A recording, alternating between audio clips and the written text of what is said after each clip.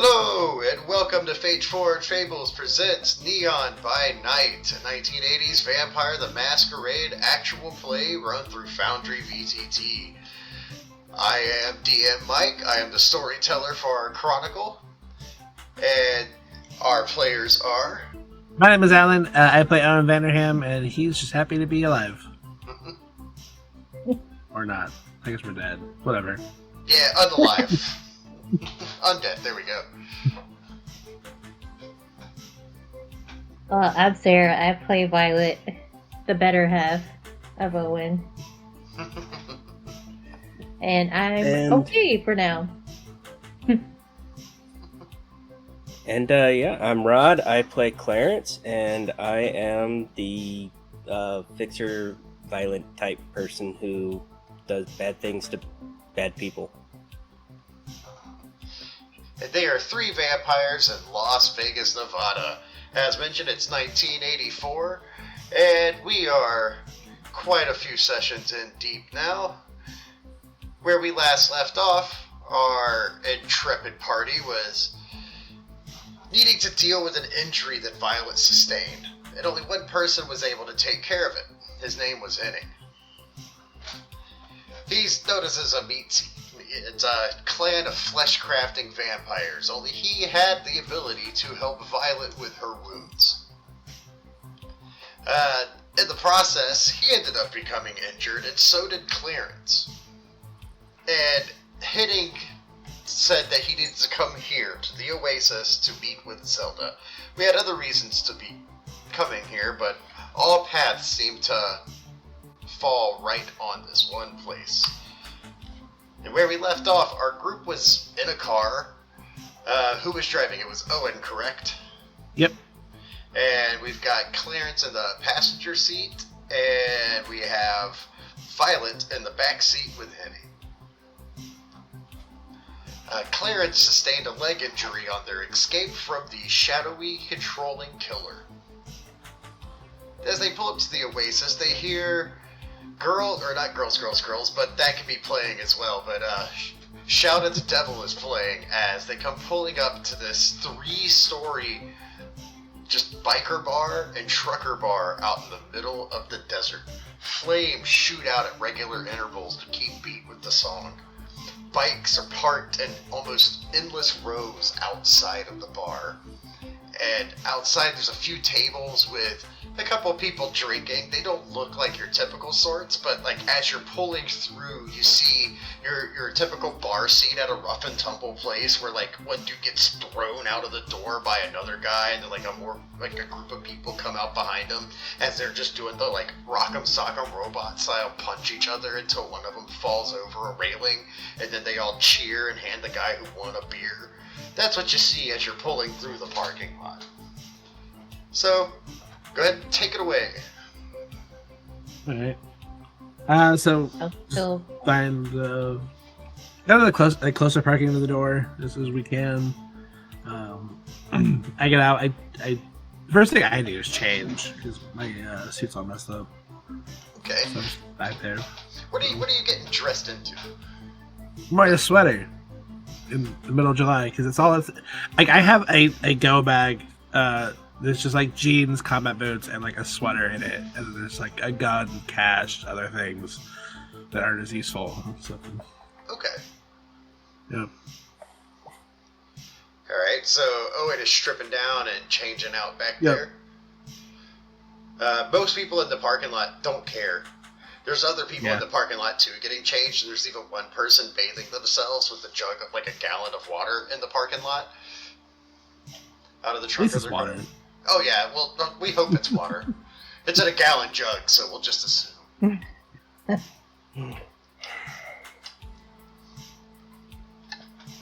But you guys pull up near to the door, and a couple people walk by the car, and you got a couple people laughing at the car itself.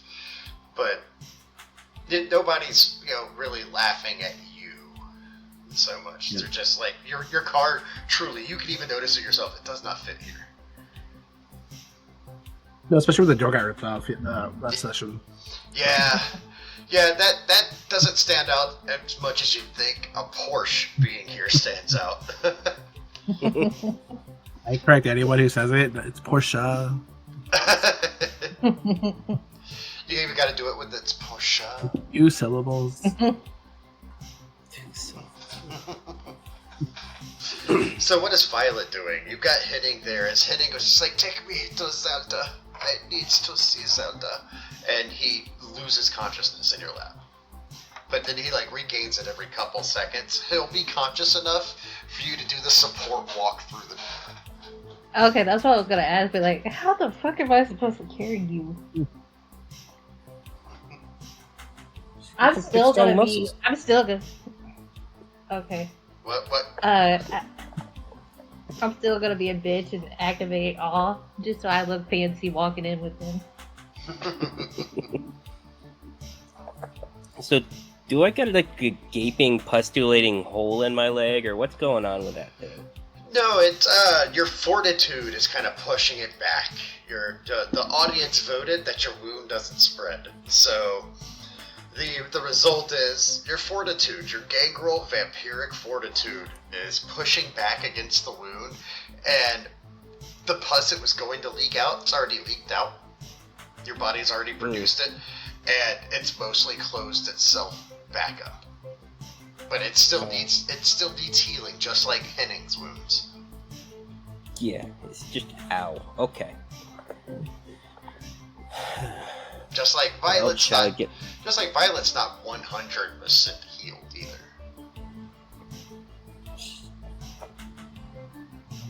You still feel You make your injury seem a lot more psychosomatic, you know? Come on, what? You make her injury seem a little more psychosomatic, you take it just fine. You were like, that's how it goes. And I was like, It's all in your head. all in your head. So, it's all in your head, man. As a little wound starts appearing on the side of his face. But yeah, Violet, you feel a pain in your chest where you had that wound, and if you notice, every time that Clarence's pulses, yours pulse. They pulse at the same time. Every time Henning's pulses, yours pulse. Find this Zelda lady. Oh, I'm already walking in the bar with him. Now, are you going in with her, Clarence, or are you staying back with Owen? I don't know what Owen's doing. He's changing. His wiener's out. Yep. I won't be that long. Yeah, no. I'm probably gonna go with the people who are gonna get me fixed. So you go limping in with them? Yeah, I just kind of turn to try to close the door by habit, and I go, oh, shit. Okay, just keep walking. I'm a little bit behind him. Make sure you bug him about the Bentley. Like, you could have had a Bentley. Damn it, 3. As you approach the door, you're limping up, Clarence. Are you helping carry Henning as well? No, I'm just kind of lagged a little bit behind. Okay. And just a little bit ahead of Owen. So this door guard, he steps forward and he's got like the biker vest on, he's got a 1%er patch, he's got his headband on, he's got sunglasses despite it being nighttime, he's got tattoos that remind you of... Give me an occult check, everybody. Let's see what it reminds you of. It's a regular cult. Yeah, just a cult plus intelligence.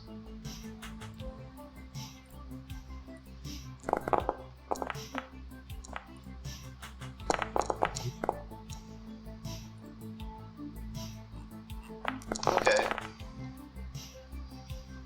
Alright, so Owen, you're the only one that recognizes that it's...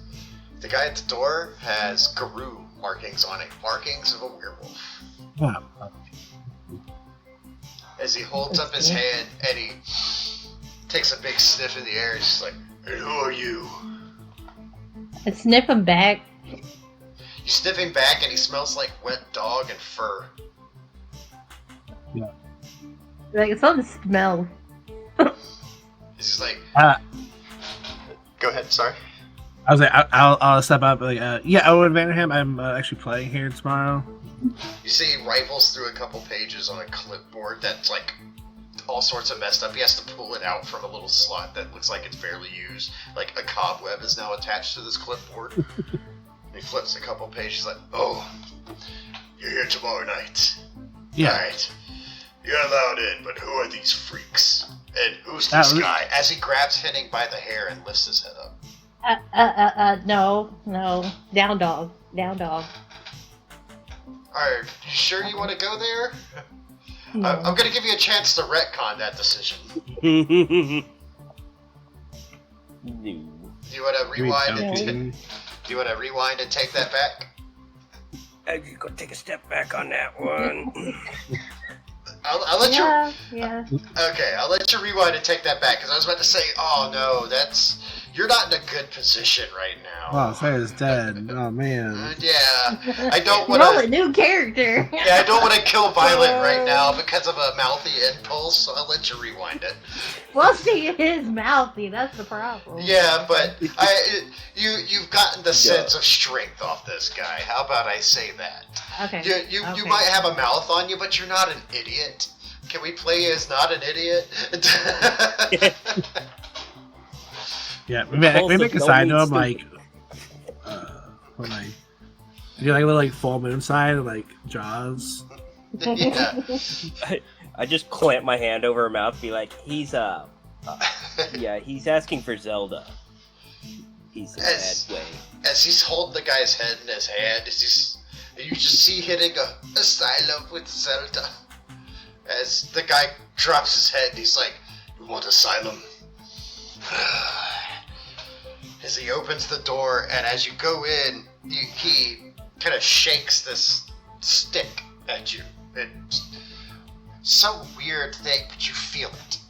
Like, it just looks like a normal, like, gnarly, like, oak stick.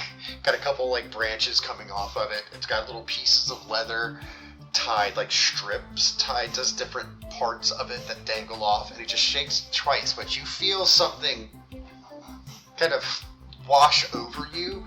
When your foot was starting to go through the door, before he shook the stick, it felt as if you had the strongest wind in the world blowing against you.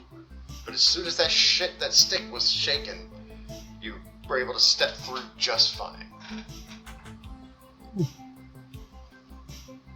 And as you step through, the door shuts right behind you as you hear his gruff voice going, "And who are you?" to the next person who is right behind you. Now, as you step inside, this place is a cavernous Aztec-themed bar with neons running the bottoms of every bar surface. The place right now seems to be packed with these 1%er patched bikers that kind of match the doorman. I'll say there's about 20 of them in here. Go ahead and give me an awareness plus wits. Let's see what your vampiric senses pick up.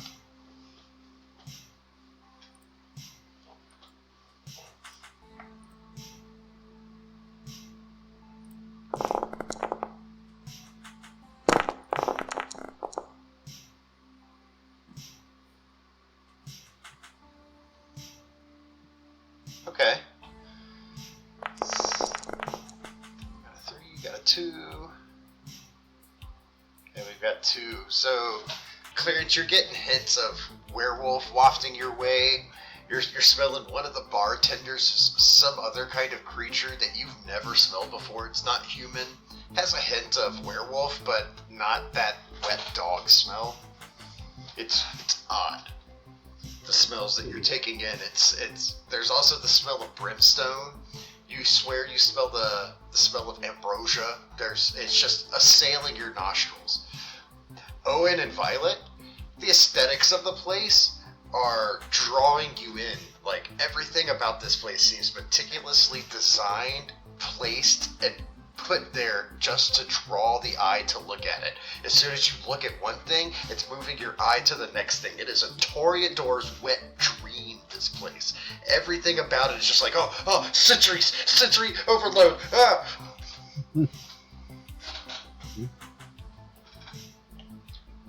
And you can see that there's another person at the other end, you two, that is in the same boat you are.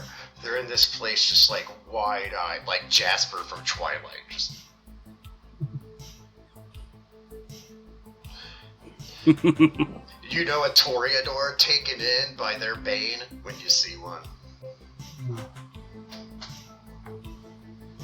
The bar doesn't stop for you. Music keeps going. There's no record scratch moment. This isn't your cliche bar. Things continue on, but one thing you do all three notice, there are no bartenders behind any of the bars right now, and the people that are drinking are nursing, like, near the end of drinks. Unusual.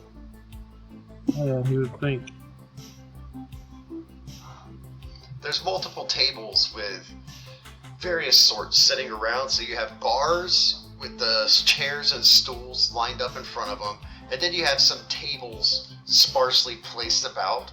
Some are empty, some have a couple people at them, and when I say people, you all get the sense here that there's very few humans.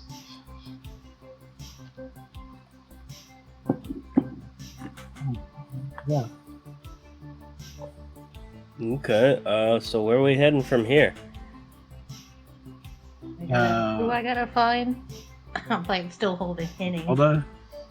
Henning's Yeah, like, yeah. is that Do you work here? Or... She owns the place. Own spice. Okay, well, owners Where are are. you gonna find me? I don't Back know. room somewhere? As he holds up his hand and he points at a table and he's like, I need to sit down.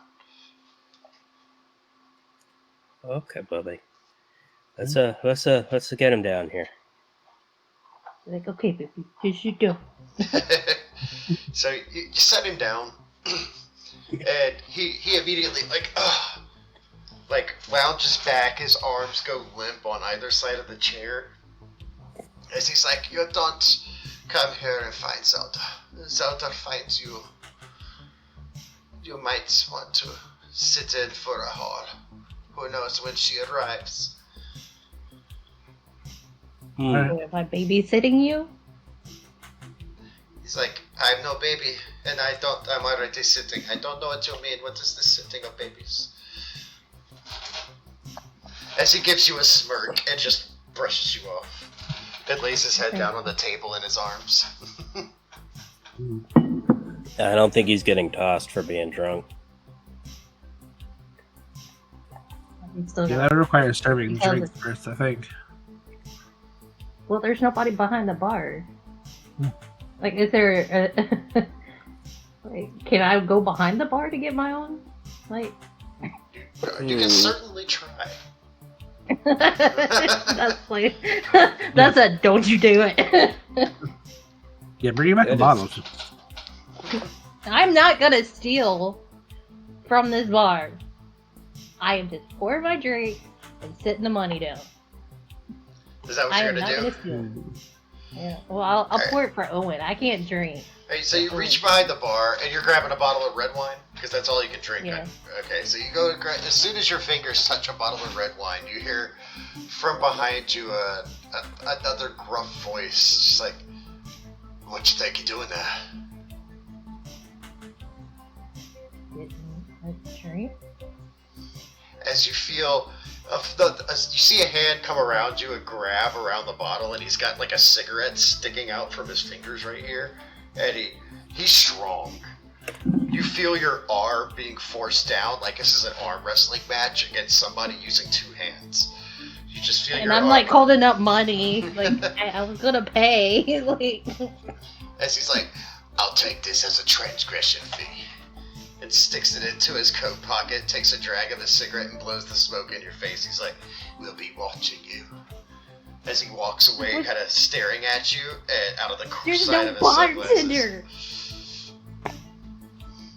And you see he just walks off into one of the back, like, archways into the back.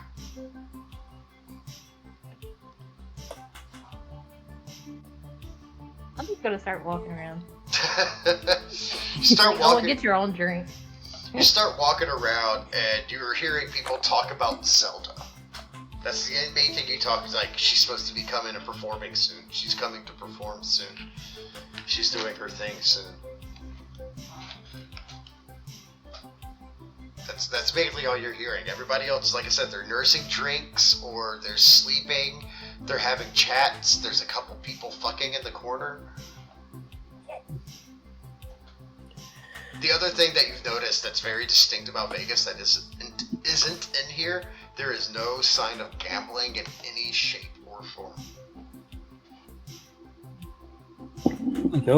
No desk slot machine or anything. No poker machines, no people playing cards, not even some people playing craps in the corner. The only craps in the corner are people that drop them there. Eesh. Those aren't the fun ones. Yeah. Think I could follow my nose to that weird scent that I didn't recognize? Yeah. We'll say it takes you right up to a table where you see this man sitting. He looks like a poor man's James Bond. Still rather handsome, but you know, looks like he'd be a fit. Except when you sit down, he just like, can I help you? I'm not sure you can, sir. I'm looking for Zelda, but I'm told Zelda finds me. As he takes a sip of some dark drink that does not smell of booze, it smells of herbs, almost. He takes a sip and he's like, hey, what do you need with Zelda? I'm not sure if I should be sharing my business with you.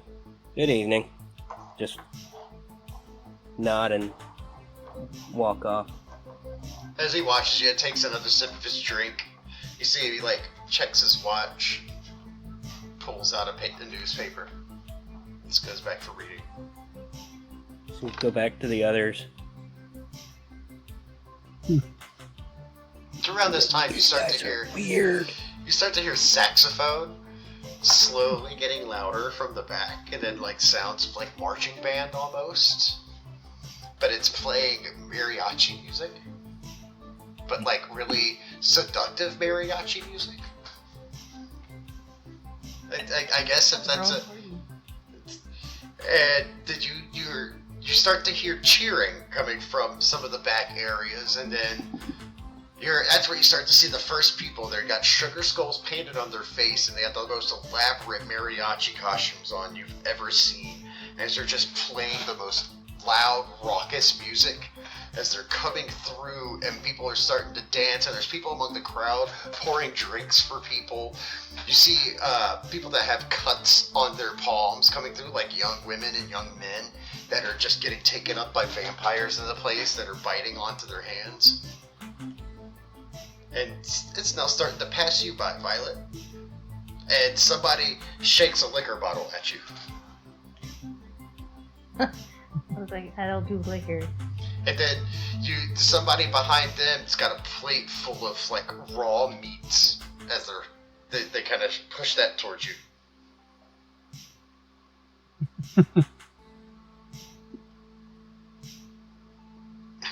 So you do that, and they keep going, and then you see what looks like a young virgin boy, maybe 19 years old.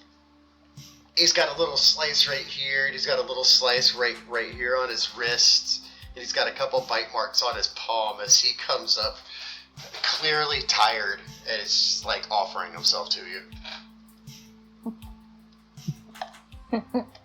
Thanks, baby. All right, so yeah, love you. Alan, Owen, you're Yeah. You notice that Violet's over there getting her feet on from this parade that's coming through. Yep. There's people waving around red wine bottles, liquor bottles, plates for all meat, plates of other things. But some things are drugs, some plates of condoms. Like I said, and the aforementioned feeder bodies walking through. Yeah. Now the parade's coming by you. First you get offered the liquor. I assume you turn that down. Yeah, absolutely. Red wine. I take a glass. I sit it down. I'm not ready to drink yet. Like I almost like voyeuristically, like just like taking everything in without actually indulging in anything yet. Okay. Go ahead and restore a point of hunger there, Violet. And you take that glass of red wine. I'm like, as soon as you take the flute into your hand, there's like somebody just comes up and starts dancing with you as they got wine and they sip it. Yeah, I remain seated, like pull out a cigarette and just kind of, I get like more watching and like trying to take in Alright. what's going on. They turn around and they're like shaking their ass at you, like that 80s like hip back and forth shake dance. She's got like the really thin mini skirt that's like neon pink, and she pulls out a pack of Marlboro Reds from like her fucking bra area, and pulls a cigarette out and turns around and leans down towards you, asking for a light. I take my cigarette, like the end of it where it's already lit, and light hers with mine. She winks at you and passes you a card with her number on it. I'll pocket that. She did not smell human, nor vampire. Alright. As she goes on, she goes on through the crowd dancing with people. As the crowd comes through some more, Clarence, you're walking away from the table where this guy was. He pulls up his newspaper as this crowd starts coming through, and now they're coming by you. Just like the other two, they offer you liquor. No, thank you. They offer you raw meat. I do not want, no. They offer you drugs. I'm good. They offer you feeder bodies. I'm fine, thanks. I can just picture you going, no. Swipe left. Swipe left. I just need to sit down. My leg hurts. Are you sitting back down with Henning? Yeah. Alright, you make your way back over to Henning, and you've got to, like, work your way through the parade crowd. And when you get back over to Henning, you notice that he's not alone. There's a man in a black jacket sitting there with kind of looking like a poor man's John Wick, sitting there with Henning as he's kind of got his legs crossed, one thrown over the other. As he's leaned on the table, he's got a snifter of whiskey, and he's got a cigarette. As he's sitting there smoking the cigarette, not even talking to Henning. Henning's still got his head down on his arms. This guy's just sitting there looking over the crowd, smoking a cigarette. I'm just gonna sit down and be like, evening. As you go to even approach the table, he holds his hand up and he looks at you and goes, he's got asylum. I don't. I'm with him. As he sniffs these, so you do too. As he nods over at the table and he's like, for the rest of the night, I'm looking after you. As he takes a drag of his cigarette, and you look over the crowd, and at the very back, you see what looks like mostly naked men wearing almost loincloth-esque things. Your typical, like, Chippendale style look. They got bow ties, the wrist things, as they're carrying a large throne-like chair, and sitting on it is her. Zelda. She's got a white dress on. She looks rather plain, but she's got an elaborate tiara and crown on her head as she's coming through, and she's sitting on it, and she's just looking out at the crowd, and not even like a typical I'm holier than thou royal where she's she's actually like, hi, yes, and greeting people by name as she's coming through. Then she comes by you, Violet. You just got done feeding from this, feeder body and let him walk on, as she rubs her hand down your cheek, and she's like, welcome, Violet. And she keeps moving. She goes past Owen, where Owen just got this. What did you do with the number that got slipped your way? I pocketed it. Oh, I guess regular pocket did it. So as soon as you get done pocketing it, there she comes. She's like, Mr. Vanderham, welcome. as she continues. Oh shit! I was trying to like greet her like hello. And... Oh, she even acknowledges that back, like doesn't let that just go for granted.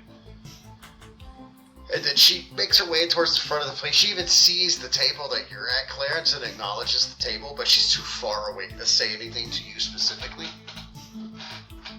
And then she makes her way back towards the front door. As you see, guards are now blocking the only entrance and exit that you know of so far. As they place down her throne and she stands up, I'm going to go ahead and need you guys to make willpower checks. Glad I got my will.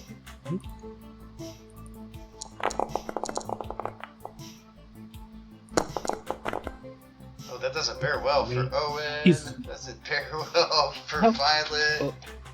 No, I'm real tired of that. Like, nope, no. You can't willpower check, can you? No, you can't willpower. Damn it.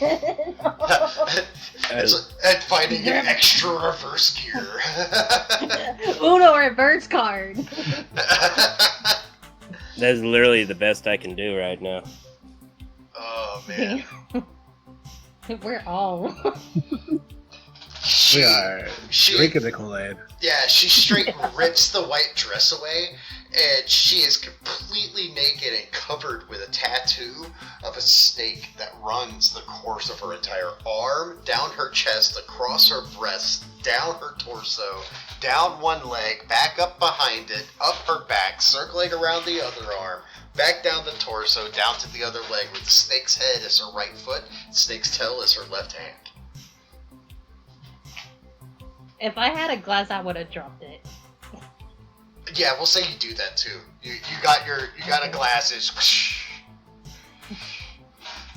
And she starts dancing as the music changes and becomes more seductive. The lights in the place seem to dim down, and everyone in the building is enthralled, including you three. The performance is insane. You're feeling every kind of raw emotion. As Toreadors, though, this is hitting you guys on a whole other level. Alright, so if Clarence could see you now, he'd be fucking confused. Alright? Because I'll be like almost stripping, like dancing. Oh yeah, I'm gonna need an etiquette plus composure for the two of you, please. Oh. At least I got just the event.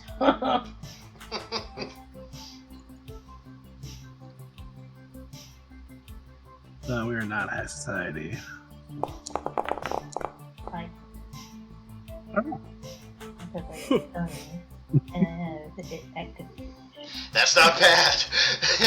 Owen is resisting the urge to rip his shirt open. And I got the same as him, so. Yeah, you are both. you're both maintaining your composure, but it is taking every fiber of your being to just to like fight that clan bane in yourself, to recognize beauty and fucking melt down over it. Because it's as if she's changed in your eyes. She was gorgeous when she came in the room, but now it's like she's 10 times more radiant. Clarence, you're just enthralled, man. You're like everybody else in the joint who isn't a Toreador. The other Toreador who was having his Bane kick his ass earlier he's over there. His shirt's ripped open. He's like, I love you, Zelda. It's like he's clawing his own chest.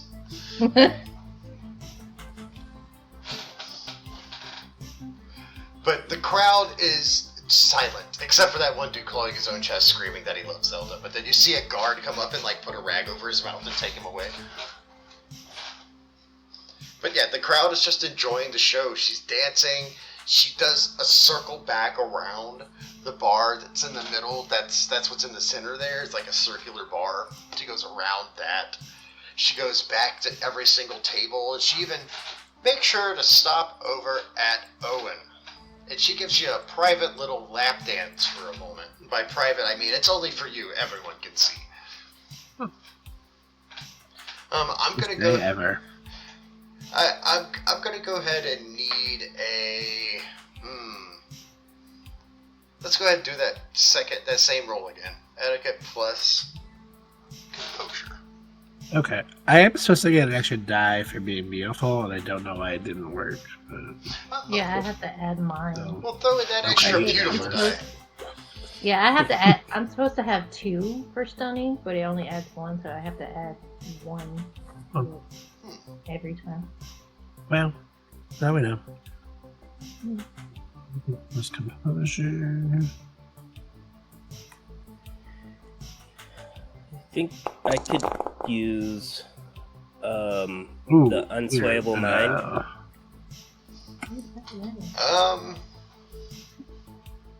Yeah, you could probably use Unswayable Mind here, but it's not really. She's not trying to do anything fantastic. I would. Overpowered. Okay. So we've got 3 successes overall. Okay, she's giving you this private dance, and well, like once again, by private, it's only for you, but everyone can see. That's how I like it. She's like ripped open the front of your shirt. She's like messed up your hair, ran her fingers through it, giving you like the total lap dance experience. Anytime that your hands might have come up because your self-control was getting the better of you, and your clan bane was starting to attack, she moved your hands back over towards you and did her thing, and then she kind of pushed off and went over somewhere else. Roll an occult plus intelligence. Actually, wits. Occult plus wits. Sorry.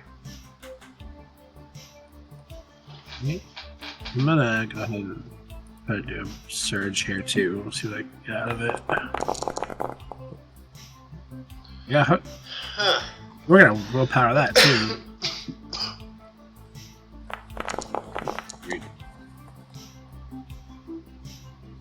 Alright, 3 successes. You're having a hard time sniffing out exactly what it is, but it's an animal. You've smelled it before, a reptile of some sort. She smells like a reptile mixed with sweet smells, lilac and lavender and perfumes. Could I use heightened senses, like for my nose to smell? Would that help at all in this case? Go for it. Well, it's non-mechanical. Oh yeah, that is a non-mechanical. It's just yeah. So yeah, you activate heightened senses, and yeah, you recognize that you've smelled this before, not just among animals. You smelled this among vampires before, but it's hard for you to place your finger on it, whether it's an animal smell you've encountered through Gangrel or through another vampire clan. But what's really hitting you right now is it's a reptile of some sort. Weird one. And she continues dancing her way through the crowd. She works her way past you, Violet, giving you a wink, as she does. And she makes her way back to where she came from, as the guys at the door with the throne, they pick it up and carry it back towards the back room where she was. And as soon as they clear the area and the parade finishes their music and finishes filing back into the back area, that's whenever bartenders start showing up. They look like your typical Vegas bartenders too. They've got the white button-up shirts, black vest, red bow ties. So they come around behind the bars and they start serving drinks.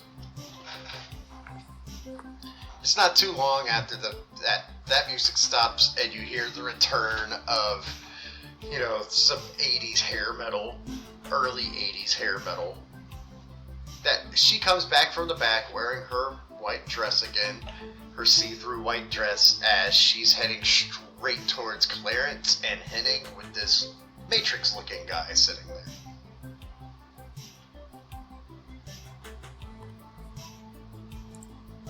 Are we about our senses again? Like, Oh, absolutely. As soon as the music Yeah, stopped, that's what I'm about to ask. Yeah, Yes. because then if I see that, I'll be headed right back to him. Yeah, same. Yeah. Yeah, she was just introducing herself and her ability. Gotcha. Okay. So yeah, she sits down at the table, and you guys approach. She's like, "So are you the group that requested the asylum?" Yeah, our friend here name dropped you and said you could help him. As you see, the guy that looks like a John Wick wannabe sitting over there, he just grabs Henning by the top of the hair and picks his head up. What's up with you guys grabbing hair today? As Zelda just goes, Lincoln, okay, that's enough. As he just lets go of Henning's head and you hear it thud back down to the table. As he's like, I'll be over here. As he takes a drag of his cigarette and walks off. And so she's like, and what is wrong with your friend? I'll Boy, just that's a pick up weird his question. arms. I'll just pick up his arms Yeah. and show her. Yeah, she's like, oh, I've heard of this. As she's looking at each of you and she sniffs but it's, okay. The way to describe it is you do not see her nostrils move when she sniffs. More You like swear you saw her ears move when she sniffed.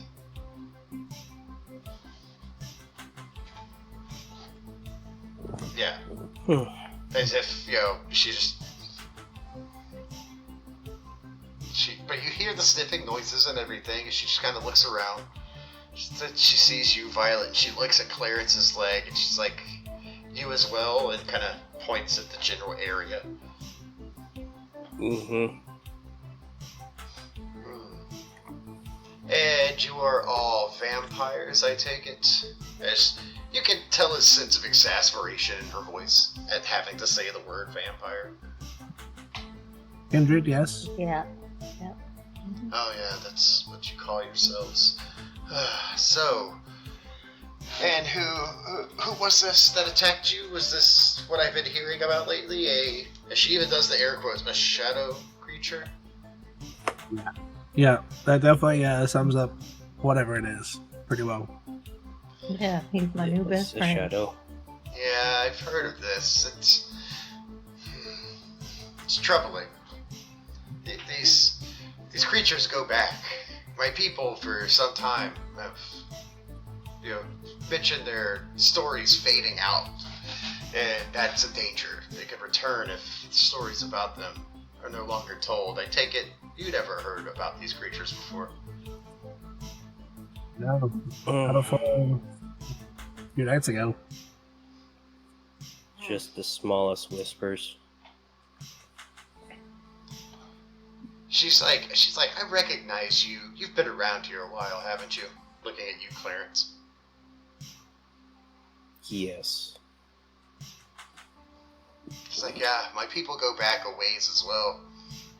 As she holds out her palm, and she's got a very specific, henna-looking tattoo on the inside of her palm. It's elaborate design. Go ahead and give me an awareness plus intelligence there, Clarence.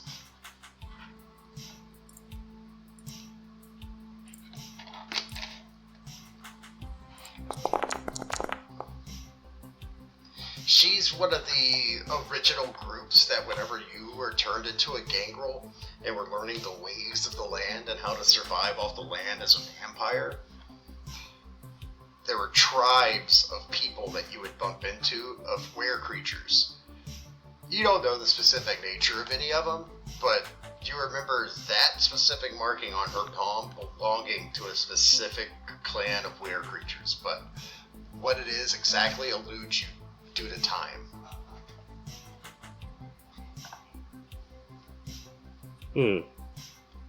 She's like, as she does that, she's like, yes, I think our people go way back. As she looks at Henning and Owen, you notice Henning's not exactly asleep. his head's kind of sticking out, and he's got a piece of napkin in it, and he's trying to hand it to you under the table discreetly. Okay. I discreetly take it from him. Okay. Go ahead and give me a stealth plus wits. Plus wits.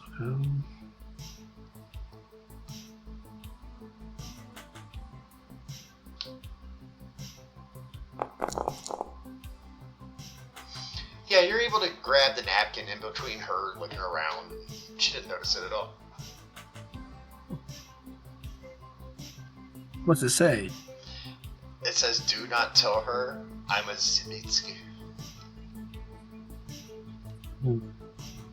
I take a sip of my wine and then use the napkin, like kind of crumble up a little bit, like dab my lips, like just kind of not destroy it, but like it's just a napkin, you know. Yeah.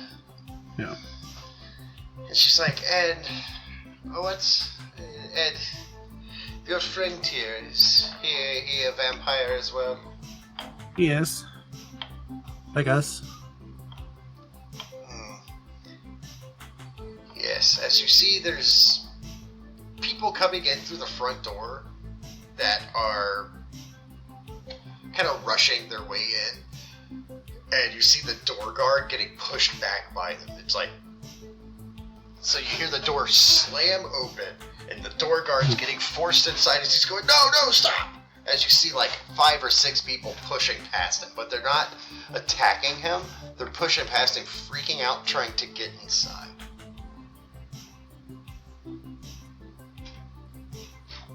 Yep. As you go ahead and roll now you don't even need to roll it. You see as the doors, they slam open, slam shut, and then slam open again. They do like a back and forth motion. They, on one of the slamming opens, you notice that there's about 6 or 7 figures in the parking lot standing there, staring ominously at the rest of the building. They're like trying to surround the bar outside the doors. The door's shut as you hear some of them freaking out going, "The bar's under attack!" And you hear like somebody else assuring them, no one ever attacked the Oasis. As you see Zelda is just at the table with you, just kind of looking around. And she's, Here, take him to the back room. Will you? One of you take him to the back room. Yeah, okay. Who's gonna take him?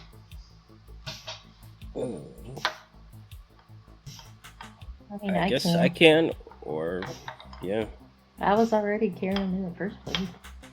sure. So you're gonna take him, Clarence, or you're taking him, Violet? I don't know who. I could take him. That's fine. Okay, so you go to take him to the back room, and she looks at Owen and Clarence, and she's like, "Stick with me, please." Yeah. Sure. I'm leaving the fighting boys outside. As Violet goes to leave, I want to try to pass the note on to her. I thought you tore it up. No, I kind of like dabbed I use it as a napkin. Like it's just, Oh, okay. So she's gonna open it up, and it's gonna have Yeah. like red wine stains on it. Yeah. And then a big old, "Please don't reveal my secret." Let's see how lucky you are, Violet. Okay. Go ahead and give me just a straight intelligence. If you get at least 1 success, the wine didn't smear any of the writing.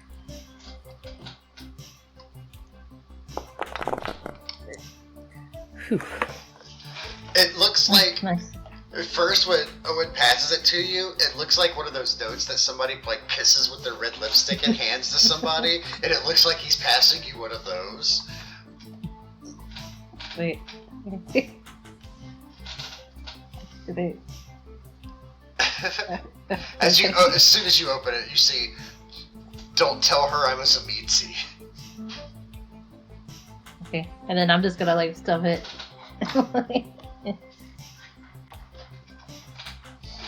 Alright, so She kind of stands up at the table as she starts, walking towards the front, and she's asking, like, what is going on here? And, like, everyone's trying to, like, not trying to, but everyone's kind of ignoring her. As she claps her hand and screams, what is going on here? As the entire bar quiets down. You don't even hear glasses clattering and clinking anymore.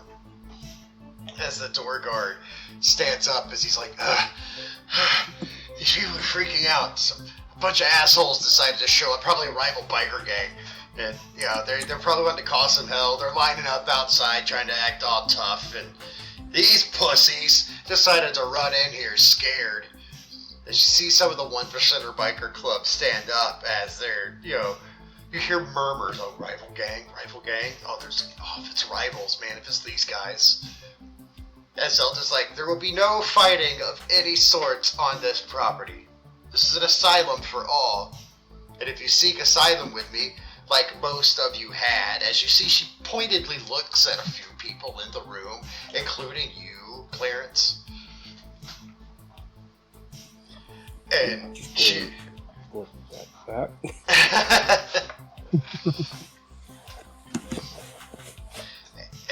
she's like, and if there's going to be any fighting of any sort, you have hell to pay. And the way she said hell, she growled with it. And you can tell it didn't have an effect on you guys, but you see there's a few people in here that when she said that, like, crushed their glass in their hand or, like, spit take. They were truly afraid by her threat. That's when you hear people slamming and banging on the front doors. They're barred shut, and so they're just like, bah, bah, nah, nah, nah, nah. As you hear, let us in, then you hear a scream, what sounds like a squelching sound, and the scream stops. Well. As she looks back at you, Owen, and she looks at you, Clarence, as she's trying to take it in for a second what's going on. She's like, you wait here, I'm going to go see about your friend. She seems incredibly angry as she kind of storms off to the back. Okay. As everybody in there is confused, even the door guy is confused. As he's like, no, what do we do though? What do we do? As she's just ignoring everybody and storming to the back. As you see, somebody has one of the few windows. Is that one of the very few windows near the door? And it's looking outside. It's like, there's like 30 people out there. They all seem to be covered in shadow. I want to go to the window and with heightened senses for my eyes this time and see if I can make out anything more. You get, it looks like a bunch of bikers. They're not actually covered in shadow. They're just standing so far away from the light that you can't see who they are. And they look like bikers from this distance. Okay. And there's like 30 of them. And they're sitting there. They've got bats. They've got chains. They've got machetes. The one thing that you don't see them holding up are loud pew-pews. Don't you see any kind of like insignia or like logos or any kind of... From this distance, no, you can't make anything out. Somebody brought friends. You can tell them the rules. As you see the biker gang in here, now that Zelda's gone, is starting to get riled up and head towards the door. As the door guard's like looking around for help, as he's like, no, stop, no, don't go out there. You heard Zelda. Don't go out there. No fighting. Yeah, that's definitely a bad idea. I'm gonna go ahead and take up alongside him and be like, we're good in here. Are you gonna try to intimidate, persuade? How are you going about this, Clarence?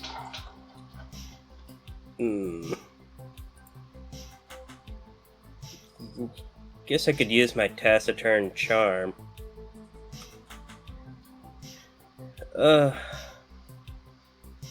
Yeah, I'm just gonna use my normal, like, no, just speak in a way that,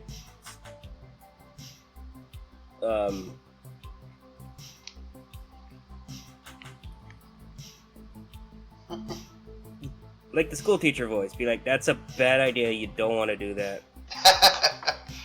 Yeah. So you're not just... My speechcraft, you know? Alright, so I guess just roll plus composure. Okay.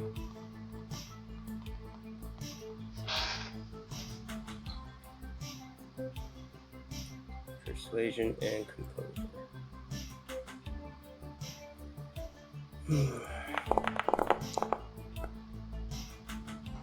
Alright. As you see a couple people in the crowd kind of stop as soon as you step in, but the main agitators of the group aren't stopping. They're still sitting there going, yeah, who the fuck are you? So we'll pause with you guys there. We're gonna go to this back room where Violet, you go into this back room where you were handed a key. And you head into this back room. And that matches the number on the key. And you get in there, and this is what you see. It's got this very Aztec symbology all over the room. What looks like skulls. You're not sure if they're real or just ornate, or real and ornate. Lining the walls and the floors. What looks to be numerous liquor bottles around the walls that are ages older than even your sire. And it kind of looks like a small office area for somebody who's into really esoteric native Central American art. And you bring Henning in there, and there's only 2 chairs available to you, and there's a small wooden slab table to lay down on. Henning instinctively goes for the table and just kind of leans onto it and like half lays. He's like, I'll just have him. Okay, sorry, go ahead. You're just gonna help him? Yeah. He's like, thank you. Don't leave me. Let me. It hurts really bad. You can see every time he winces, you can feel your old wound throbbing. As it's not too long after you get in there, you start hearing commotion outside and the rest of the bar. Then Zelda comes into the room. She's like, thank you for being patient. Hitting your name was? She's like, tells him to lay up on the slab, and she approaches you, Violet. She places her hand on your chest, right where your wound was. She's like, you need my assistance too, don't you? He got most of it. He can only do so much. I'm surprised he was able to, given your kind's... No offense. She was about to say something, and she goes, no offense. And she starts rifling through the numerous liquor bottles that she has on the shelf behind her. She grabs a couple of them, and you can tell, based on one of them, that whatever's in these bottles isn't liquor. Because she pulls out a Bacardi 151 bottle, and it's dark brown, whatever's in there, like almost reddish brown. And so she sets these bottles out, and she starts pouring 3 tinctures out. Well, 2 of them are in snifters, like liquor snifters, and then another one is in a flask. And as she's doing them, she's explaining, she was like, this is not going to feel pleasant, and it's going to fix your problem. And while it's doing that, you're going to receive some visions. I'm going to be sharing them with you. Just be warned that whatever you see isn't actually real. Do not act upon whatever you see. So she starts pouring these things, and then she fills the 3rd one completely, and she goes, and this is with your friend with the leg, Clarence. As she hands it to you, Violet, she goes, go ahead and put this somewhere. nothing. I don't know where she hands what? Well, you got somewhere on your person you can put it. I assume. No, I know. I'll just put it in my pocket. Well, I was just about to say, I know women's clothing notoriously does not have pockets. We have back pockets. So it'll be like in my back pocket. So yeah, she slips you the flask, and she holds up the two snifters, one for you and one for Henning, and she has a shot glass of the same tincture for herself. And she's like, I'm gonna need you to put a drop of blood inside of this one, and she holds up her shot glass.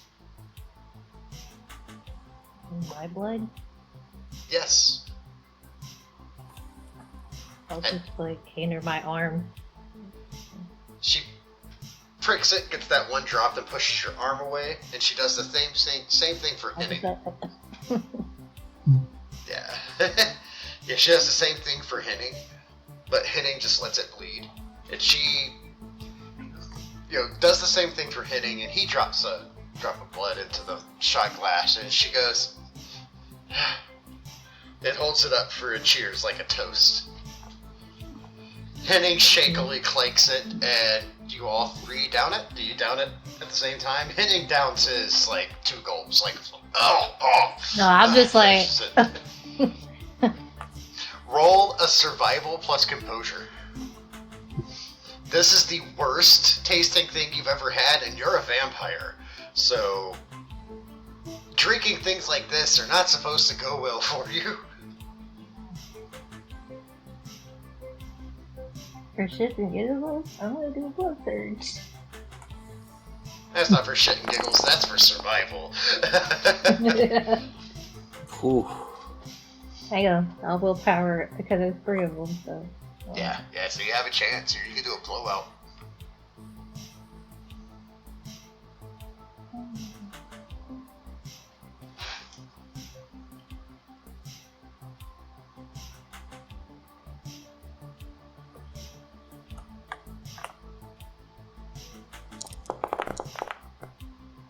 Almost. No. So, you choke this liquid back, and you feel your kindred form trying to reject this stuff that is not blood entering your system, and you're fighting it back. You're fighting the rocket vomit trying to shoot out of your body at this moment. That is when you see the visions. You see you're surrounded by a bunch of snakes. You're surrounded by a bunch of skulls.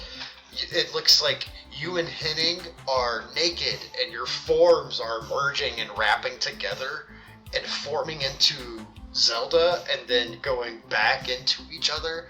And it's just like, you two are fucking, but you are joined at that portion. You are making the motions of sex, but there's no genitalia. You are one at the waist. That is like your conjoined twins. And you just keep morphing in and out of this phase, and it's painful.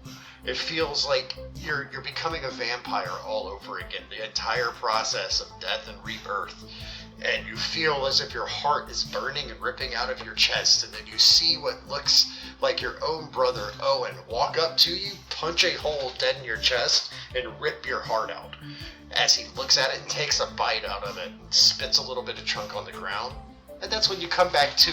You're laying on the floor, convulsing in a fetal position, vomited blood all in front of you. Go ahead and add a point of hunger.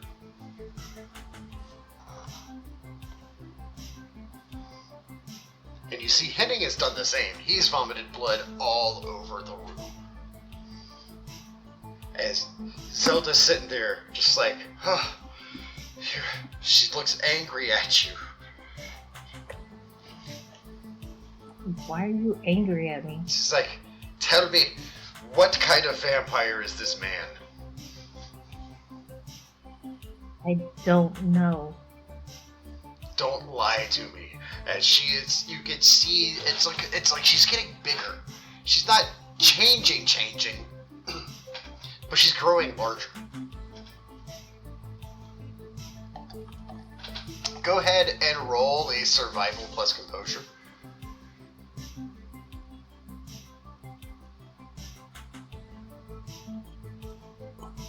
have any powers that allow you to withstand mental attacks?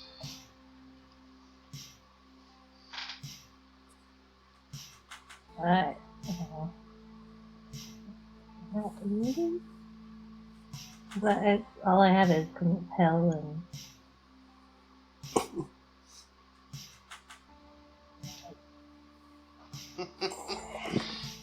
I got 2 in dominate, so. Yeah, no, you don't have any powers though. You defend against that. I was just wondering if you had some kind of. Oh wow! Okay, that's a roll. So, okay. She's trying to get in your head and intimidate you, but it's not working. She knows that you're lying, but her methods are not making you want to confess the truth. As she's still pointing and hitting, and now she's screaming at you, "Tell me, what is this vampire?" We'll pause you guys right there, and we're gonna go back out to the interior over here, where we have an Owen and a Claire Bear. Hey. So you've got these bikers are standing in front of Clarence, Owen, as Clarence him and the bouncer are trying to hold them back. As you see the scruffy John Wick wannabe step in, as he's like, "No, don't go out there. You've hurt Zelda." As he's helping to hold the crowd back, but they're about to be swarmed over. Okay. So this where I step in. I activate I try to get in front as many as I possibly can. I'm like, yeah, everybody, let's fucking chill. Have some fucking drinks, sit at a table, have some fun. Like, fuck those guys. Go ahead and give me a persuasion plus manipulation. Add that dominate.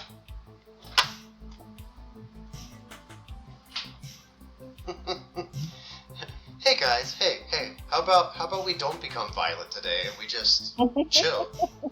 You know, I know you're angry right now, but instead of angry, be happy. There's drink. Yeah. Let's do drinks. Is drink an emotion? Can we be drink right now? Well, we're gonna do that again. Oopsie doo. Yeah, that's. Wow. Okay. Well, Yeah, that's well. you could. A couple of them, like, they hear your words, and you don't know if it's necessarily they're reacting to you, if they're just giving up, but they kind of, like, brush it back off and went and sat back down. You see they've mostly given up and have sat down and are just enjoying some beers again. But the rest of the crowd mostly ignores you, and one of them even goes, "Fuck you, Ginger." Oh, fuck yourself. As you hear somebody else in the crowd go, "No, fuck you!" But it doesn't seem to fuck really. you. As the whole bar is just like, "Fuck you!" and the place is getting fucking like heated now. And just like your typical 80s movie, a chair goes flying over the crowd and slaps somebody else, and then you just see some dude go standing up and he goes, "Oh hell no." It just punches somebody, and then for some reason the music went from 80s hair metal to dueling banjos like in an instant, and the bar just erupts in a massive fight. So Yeah. Owen, one of them comes up to you and tries to grab you by the lapels of your shirt.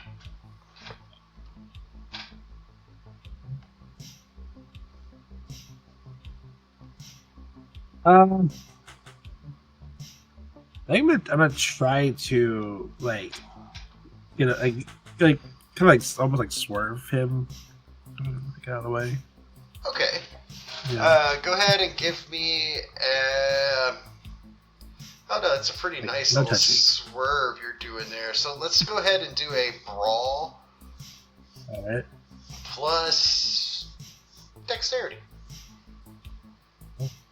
Unfortunately, this is combat, so I don't get a bonus.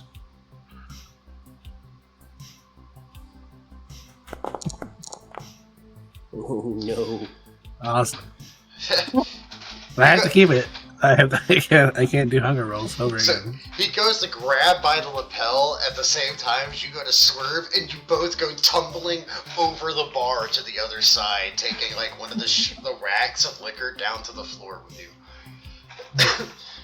Clarence, two guys are on either side of you trying to use you as a battering ram to get through the door. First, they're trying to pick you up. One's trying to get like one arm, and the other one's trying to like grab you by like around the throat. Like wrap his arm around you? No. No, they're not. Nah. Let's stay. Just shove them back as hard as I possibly can. No All right. restraint. Go ahead and give me a brawl plus strength. It's a bar fight! This is the best moment. This dude's playing behind us now. Oh, wow. Oh, wow. Basil. You got a willpower that one? I don't got no willpower left. Let me give it a try.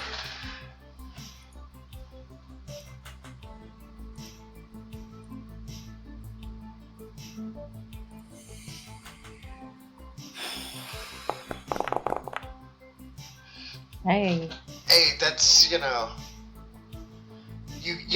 the guy that was trying to grab your arm, you were able to push him back into the crowd, but you're still struggling with this one dude who, as he's trying to use you as a battering ram, you see that he is going into Glabro form. He is a werewolf, but he's not going into full Krynos, the full war form. He's going to that half man, half wolf, bigger, more muscular, hairy. That's when I just go, oh, hell. Alright. So, you see the guy that usually is guarding the door, or the one that was forced inside, you see him get thrown behind one of the bars into, like, the wall of liquor and mirrors behind it as he goes crashing down to the floor in a rain of glass and liquor. And then you see the gruffy door guard that was checking you guys in as he gets kicked through the door by what looks to be a 6'8" biker dude wearing platform boots like he just walked off of the stage from a Kiss concert and put on a biker vest. But he doesn't have white face paint on. He's just pale. As he kicks that door guard in, as you see he's struggling to get through the front door. How I told you there was like that wind blowing against you, preventing you from entering.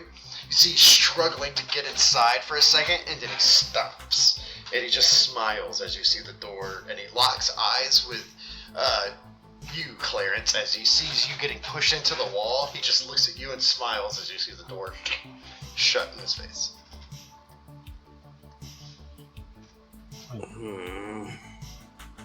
I have a dumb idea. Can't be as dumb as what I'm about to do. Well, we'll see. We'll outdumb each other.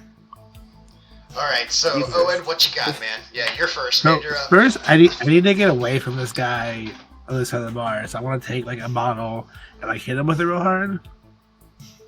Okay. But the real plan is I'm gonna go on top of this bar and just fire my gun in the air and get everybody's attention.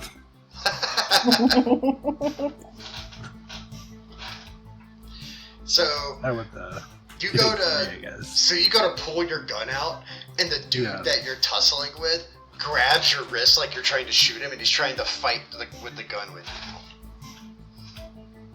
So, I think it was last session. I got a second gun. I'll pull that one out too. Yeah, you Fuck did. yourself. And you end up shooting the gun. Yeah, you end up firing the gun off, and it doesn't stop the commotion in the bar. All you do is you hear another gun deeper within the bar also fire off like it's returning fire at you, and you swear, you swear you hear a glass breaking because of this. I just escalated things. Who would have guessed?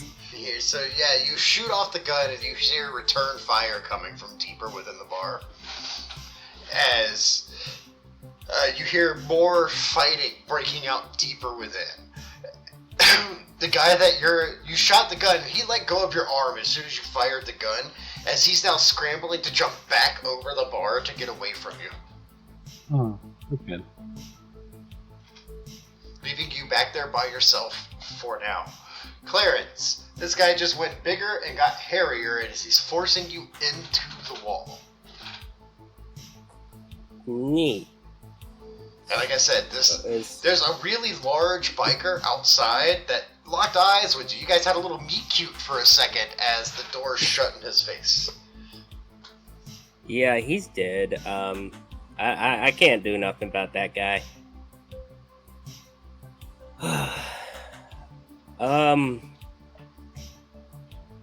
So yeah, if I'm getting grappled by a dude getting larger than me, I'm just gonna activate my feral weapons. Okay. Like, okay, so I guess we're doing this now. Alright, so... Do you have fortitude going at all? I mean, those are just always on. Like, give me a stamina, just raw stamina. Stamina with nothing else. Nothing else, just stam.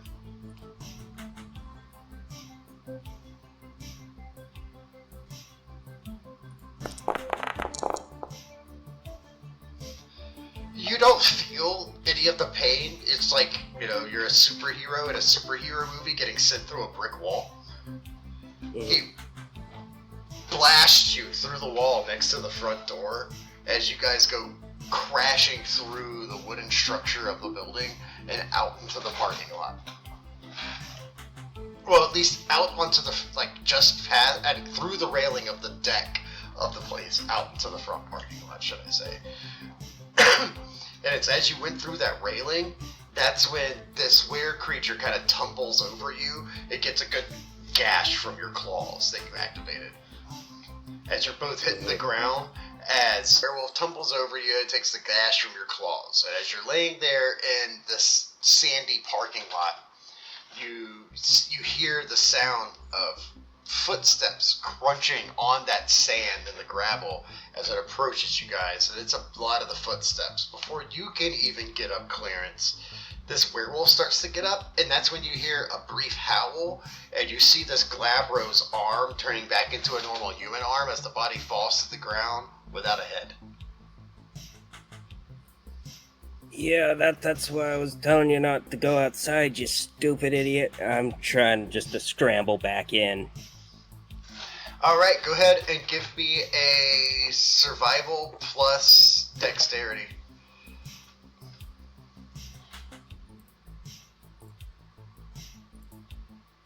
As you go to scramble your way back through that hole in the wall. I'm gonna go ahead and blood search that too. Why the hell not?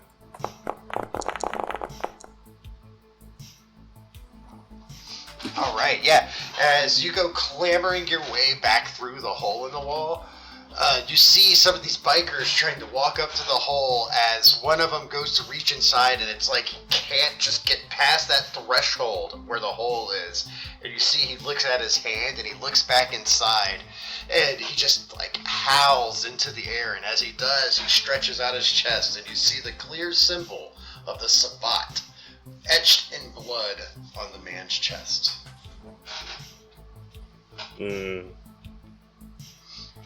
As he looks inside, he's like, one of us is in there. We want him back. We'll be waiting. As he takes a step back. As you see, some of the fighting in the bar has calmed down when you ran in, Clarence. There's still fighting going on in Owen's area, but you see a couple people have started to work together to push tables and chunks of bar in front of this hole in the wall.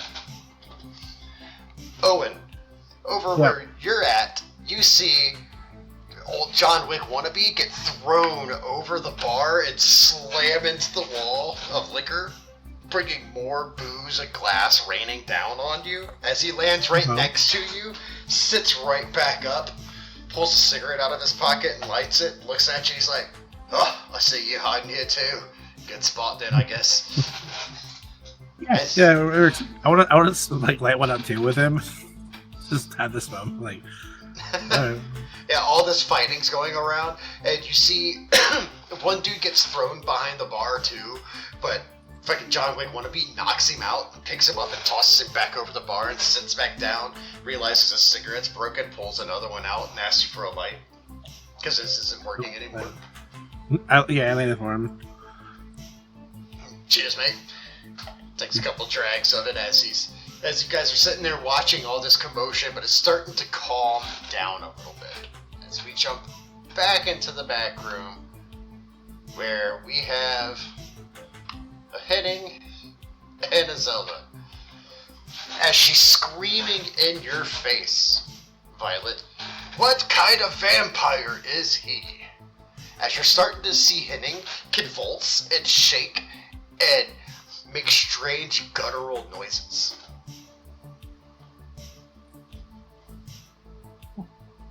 Be like, I'll be looking at her, looking at Henning, be like, and then I'll go over check on Henning. He's starting to shake and convulse as you're starting to see like his cheekbones move around, and you're starting to see the structure of his face and body start to snap, break, and you're hearing bones literally snap. You're starting to see them poke out of his skin as his arm takes a new shape and it goes back to another, as his jaw breaks, turns sideways, twists, and then comes back. His body is breaking and reforming repeatedly, over and over again. He is starting to scream. His screams are filling the room. I'm just gonna be like, fix it! Fix it! As she looks at you and she goes, you brought me a fucking Zamitzi, didn't you?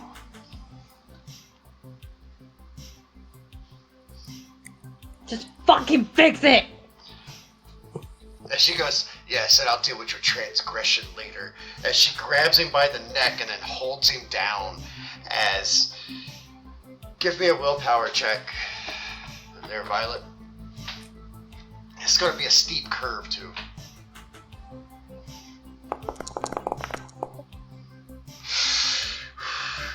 As you see, she starts to go from looking normal skin to scales. And her hair starts to, like, billow out, but then it turns into what looks like the hood of a cobra. As she starts to grow much larger, and you see that she is taking on the form of a large snake person. And I'll be, like, up against the wall, like... As you see, she takes a massive bite into Henning's neck, and after a few seconds, the convulsions stop and Henning just lays down flat. As she, rears back up, blood draining from her two massive fangs that are also dripping green, as she looks at you, as she holds her hands out towards your throat. Me, mine? You, on the other hand, are scared shitless right now. For some reason, the delirium that only affects humans is now affecting you. So I don't move. You have the option right now. You could either go running in abject horror, or uncontrollable abject horror, or you are frozen in place. I would say for Violet, after dealing with the shadow monster and now seeing this, she would be frozen. You're frozen, so she grabs you by the throat and picks you up off the ground and grabs Henning by the back of the neck and like the scruff of his collar and drags him along back out towards the main bar. Alright, so Owen. Yeah. You're sitting behind the bar with old Lincoln over here. Yeah. As you see Lincoln, he's smoking and he's mid-sentence as he's saying something just like, oh, nights around here never dull. Yeah, one night last week.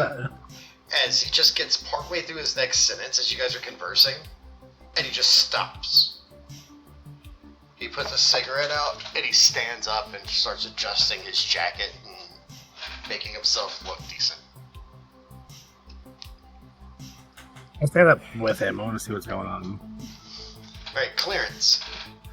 Before this happens exactly, you like I said, you just came back inside, and there's these group of what looks like vampire bikers outside with Sabbat symbols written in blood on their chest, standing outside, and they're screaming for one of their own. Are you helping when people barricade this new hole in the wall?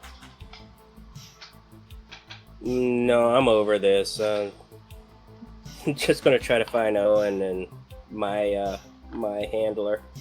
So you see Owen standing up from behind the bar with this Lincoln guy, as you see Zelda coming from the back with Violet dangling from one of her hands, being held up off the ground, and Henning being dragged behind her, as she's no longer, you could recognize the white dress and the long snake tattoo, but now she's in her full Naga form. Were Snake, as she comes stepping out, and Owen, as Lincoln's standing there next to you, he looks at you and you see his eyes go completely blacked over. As Hey man, we can still be cool, right? As he extends one hand out forcefully to you like a stiff arm, and it feels like you're being pushed or hit with the pressure of a car. Oh. Are you going to take it or try to absorb it? I'm gonna try to look cool to this guy. Alright, I'm gonna try it. Good, give me an athletics plus strength. Just boom, barrel chested.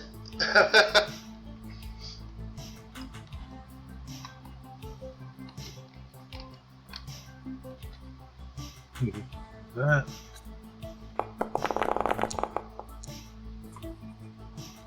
Yeah. Okay. So yeah, he ends up knocking you back over the bar, and you go rolling over the other side and break through a chair that was sitting there. As you see him and this Kowalski guy also step out, eyes blacked over, as they go and stand on either side of her. And Clarence, that's when you, like I said, you see this large snake woman with these two large men standing next to her. Eyes blacked over, as she's got Violet up by the throat in one hand, and I'm pretty sure Violet, are you kicking your feet and shit? Well, I'm like, go like this. Yeah, you kick my feet. And you see Henning appears to be unconscious, being dragged behind her by, like, the collar of his shirt and jacket. As she's just like, she holds Henning up as she looks at the rest of the bar, and is just like, they brought us a Sabbat, and throws him out to the middle of the floor as Henning goes sliding and standing up, as he's like, I swear, I'm not a Sabbat, as he's trying to, like, maintain his posture.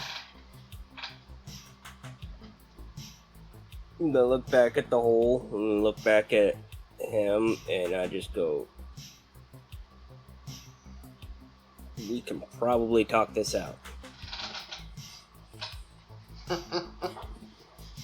don't really know this guy. It was kind of like a favor for a favor thing. There appears to be a misunderstanding. We didn't know either.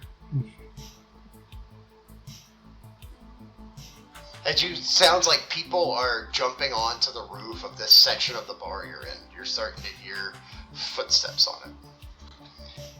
And banging on the walls. But those people outside seem to want him for some reason. And she's like, and whoever brought him here, what do you think we should do with them? As she holds Violet up to the rest of the crowd. She hasn't called you out, Owen, and she hasn't called you out, Clarence. Just has Violet, presenting her to the crowd. As the crowd is starting to go all mob justice. As they're screaming, throw her out, throw her out. I gotta save her. Yeah, I'm gonna step up, activate awe, and like, yeah, we can talk this out. This is not what it seems. We don't know this guy really. He saved my sister, so like we did him a solid by bringing him here. It was like a favor for a favor kind of deal, but like we're not like committed to him or anything. Tell his ass on the river. You're saying that, and Henning kind of like shuffles over to you. Like I said, he's trying to maintain. He's wobbly, and he shuffles over to you, Owen. And as you're saying this, he whispers in your ear as he's just like, "I have Vivian." Never mind. You know what? I lied. He's a good guy. We should. Can I do something? Like, am I able to talk? Yeah, you can talk, but you're like. Oh, no, because I was gonna use my melatonin, like to like talk. That's why I was asking. Can I use that? But if I'm choking, Well, what do you want to say? Leave him alone. Okay, yeah, you're like, yeah, leave him alone. So Owen is sticking up for Henning. Clarence, all of a sudden you see Owen, who's just like, he is actively pushing Henning under a bus, yanking back by an ankle at the last second. I'm pretty sure you're picking up what's dropping here, Clarence. Look, he did right by us, and we were just trying to do right by him. I don't know what hell we brought down here, but we can sort it out after the people trying to kill us all outside are handled, yeah? Henning's like, please, I'm telling you, I'm not You surprised. quiet. As soon as you say that, he's like, I obey. As she starts lowering you down to the ground, Violet, looking at you in the face, she's like, give me a reason I shouldn't throw you out there. And she opens up her hand. And kind of let you go.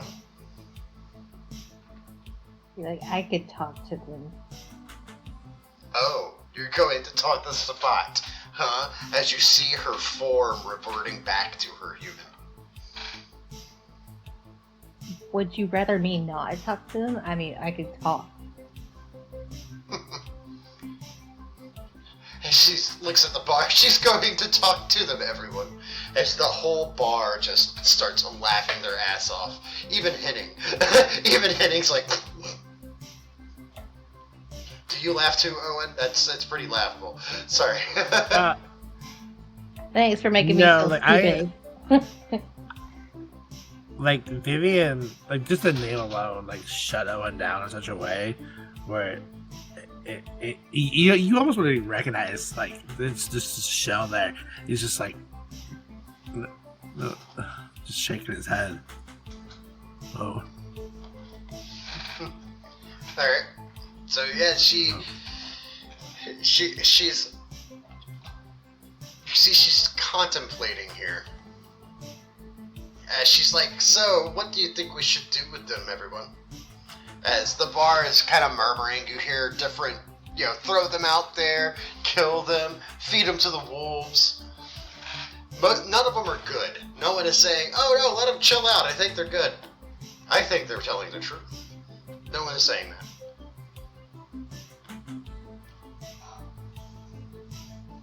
As you're starting to hear more clanging and clamoring on the walls. But it's around that time, you see one of the lights inside burst.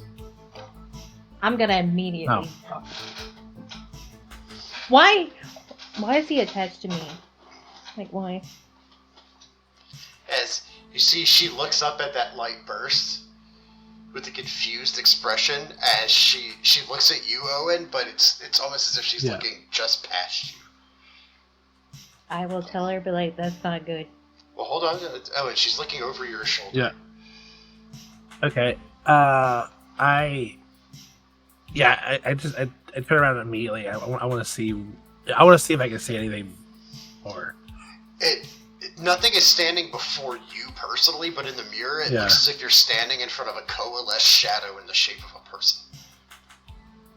So the reflection shows the shadow, but reality in front of you does not.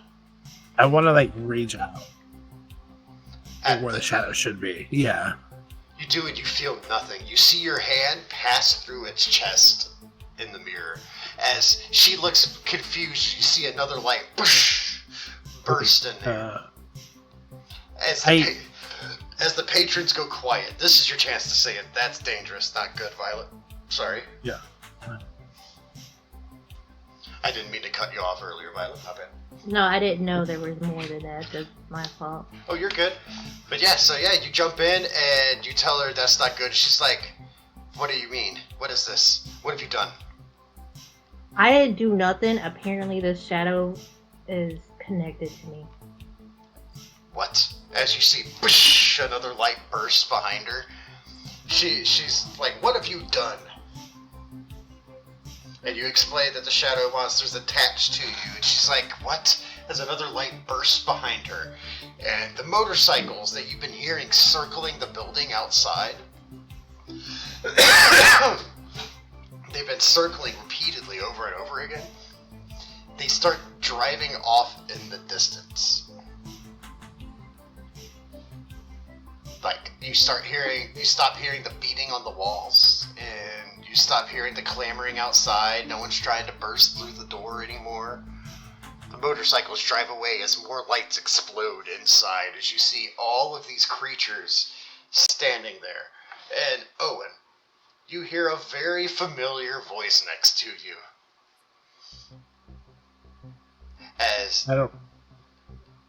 I also want to know. Who is it? Celine comes rolling up. Oh. You guys been timing on you, girl? We need to. What you doing here? As you can see, she's panicked, and she's got a ghoul. She's got a ghoul with her, as she's looking at you, Owen, and she's like, "How come everywhere you go, this thing shows up?" Lucky me, I guess. We need to talk somewhere where we're not going to die in a second. As you see more lights exploding, and then suddenly the power is cut into the place.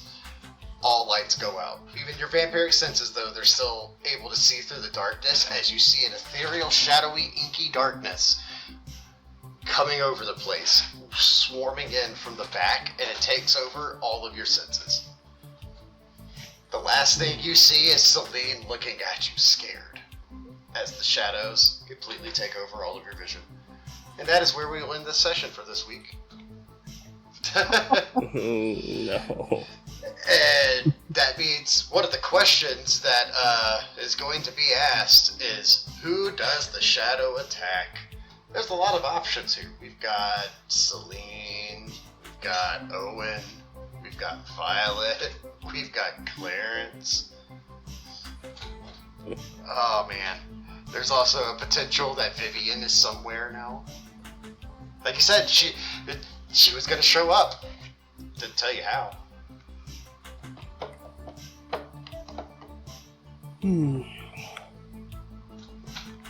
But spoiler alert, am I going to ruin anything for you, Alan? She's not dead. Yeah.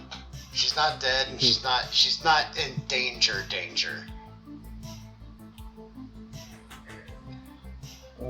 Fuck even.